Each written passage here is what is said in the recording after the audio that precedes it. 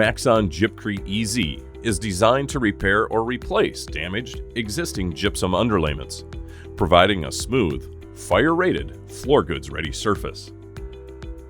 Over a properly prepared substrate, prime all surfaces, including exposed edges, using Maxxon Fortify Primer, following instructions found on the technical datasheet. Mix Gyp-Crete EZ powder and water using a high-speed mixer with a Jiffy mixing paddle for approximately 2.5 minutes.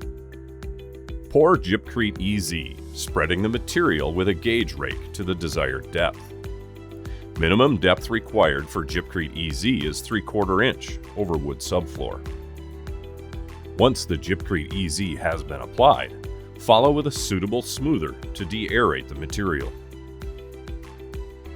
Light foot traffic can resume after 4 hours. Follow dry times found on the Gyp-Crete EZ technical datasheet for floor goods installation. Gyp-Crete was only the beginning. Count on Renovation by Maxxon for maintenance solutions for the life of your building.